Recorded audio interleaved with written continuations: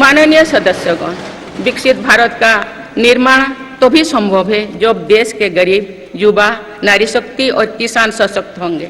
इसलिए मेरी सरकार की योजनाओं में सर्वोच्च प्राथमिकता इन्हीं 4 स्तंभों को दी जा रही है। हमारी कोशिश इन तो हर सरकारी योजना का लाभ पहुंचाने की है और यही सैचुरेशन को की अप्रोच भी है। जो भारत इस इच्छा शक्ति के साथ काम कर रही है कि सरकारी योजना से एक भी व्यक्ति छूटे नहीं, तो इसका लाभ सभी को होता है। सरकार की योजनाओं एवं सैचुरेशन अप्रोच के कारण ही 10 वर्षों में 25 करोड़ भारतीय गरीबी से बाहर निकले। इसमें अनुसूचित जाति, अनुसूचित जनजाति, पिछले वर्ग, हर समाज, हर क्षेत्र के परिवार सभी को होता है। सरकार की योजनाओं एवं सैचुरेशन अप्रोच के कारण ही 10 वर्षों में 25 करोड़ भारतीय गरीबी से बाहर निकले।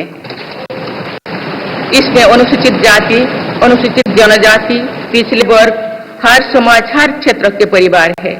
10 वर्षों में लास्ट माइल डिलीवरी पर फोकस ने इन वर्गों का जीवन बदल दिया है।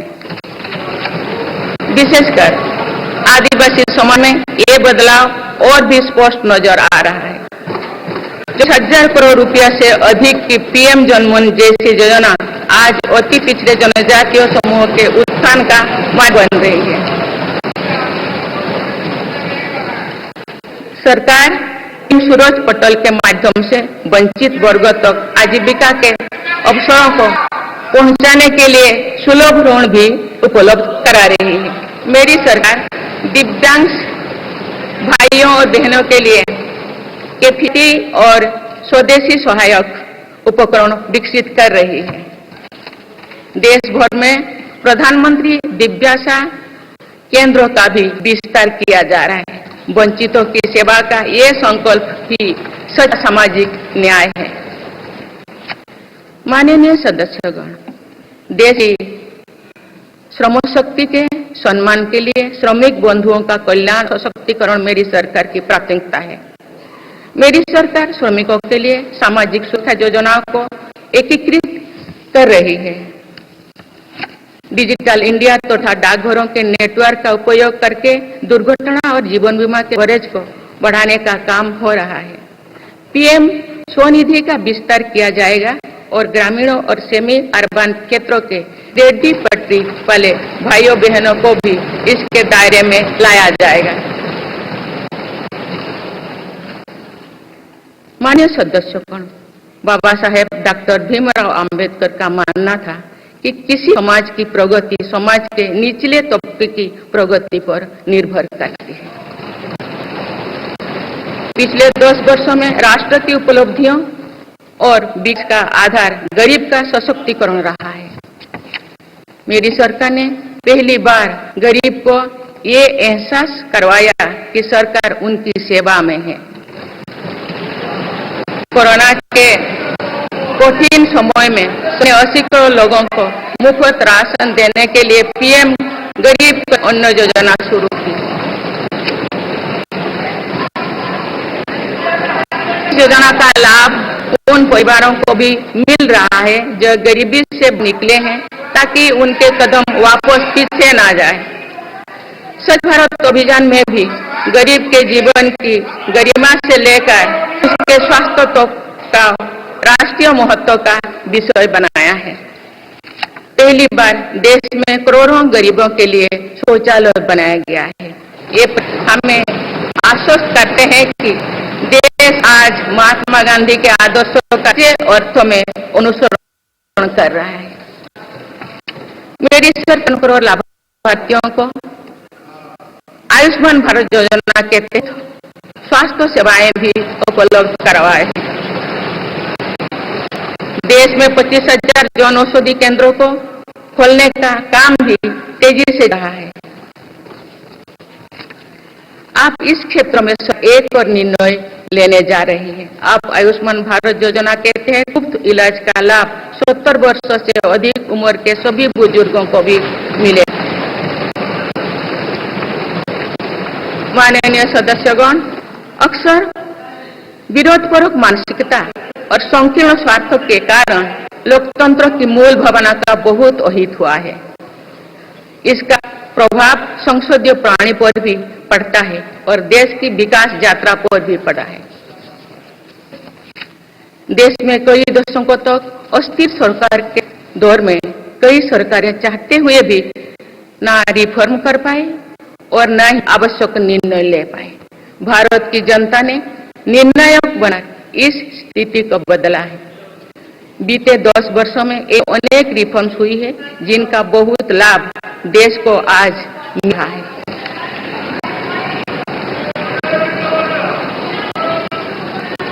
जब ये रिफॉर्म्स किए जा रहे थे तो भी इन विरोध किया गया था, नकारात्मकता फैसले की कोशिश की थी, लेकिन ये सारे रिफॉर्म्स समय की कसौटी पर खरे साबित हुए। 2 साल पहले भारत के बैंकिंग सेक्टर को से बचाने के लिए सरकार ने बैंकिंग रिफॉर्म्स किए, आईबीसी जैसी कानून है। आज इन्हीं रिफॉर्म्स ने भारत के बैंकिंग सेक्टर को दुनिया के सबसे मजबूत बैंकिंग सेक्टर में से एक बना लिया है। हमारे सार्वजनिक क्षेत्रों के बैंक आज मजबूत और लाभदायक है। सार्वजनिक क्षेत्रों के बैंकों के लाभ 2023-24 में 1.4 लाख करोड़ रुपए को पार कर गया, जो पिछले वर्षों की तुलना में 35% अधिक है। हमारे बैंकों की मजबूती उन्हें ऋण आधार का विस्तार करने और राष्ट्र के आर्थिक विकास में योगदान करने के लिए सक्षम बनाती है। सरकारी बैंकों का एनपीए भी लगातार कम हो रही है। आज एसबीआई रिकॉर्ड मुनाफे पर है। आज एलआईसी पहले से कहीं अधिक मजबूत है। आज एचएएल देश की डिफेंस इंडस्ट्री को ताकत दे रही है। आज जीएसटी भारत की इकोनॉमी को फॉर्मलाइज करने का, व्यापार को आसान बनाने का माध्यम बना रहे हैं। अप्रैल महीने में पहली बार जीएसटी कलेक्शन ने 2 लाख करोड़ रुपए का पार कर गया है। इससे राज्यों की आर्थिक ताकत भी बढ़ी है। डिजिटल इंडिया और डिजिटल पेमेंट्स के प्रति भी आज पूरा विश्व आकर्षित हो रही है।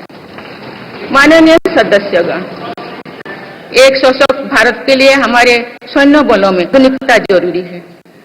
युद्ध की स्थिति में हम सर्वश्रेष्ठ, इसके लिए सेनाओं में रिफॉर्म्स की प्रक्रिया निरंतर जारी रहनी चाहिए।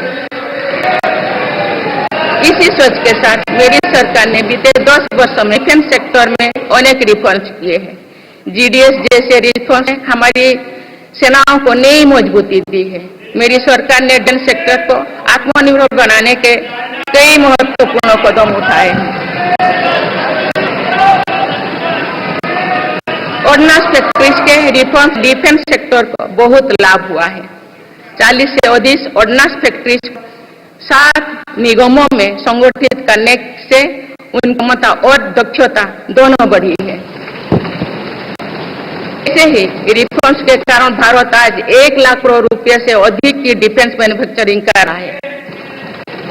पिछले एक दशक में हमारे डिफेंस एक्सपोर्ट 18 गुना 18 गुना अधिक होकर 21,000 करोड़ रुपया तक पहुंच चुका है। फिलीपींस के साथ ब्रह्मोस मिसाइल का रक्षा सौदा डिफेंस एक्सपोर्ट के क्षेत्र में भारत की मजबूत कर रहा है। सरकार ने युवाओं और स्टार्टअप्स को बढ़ावा देकर आत्मनिर्भर डिफेंस सेक्टर की मजबूत नींव तैयार की है।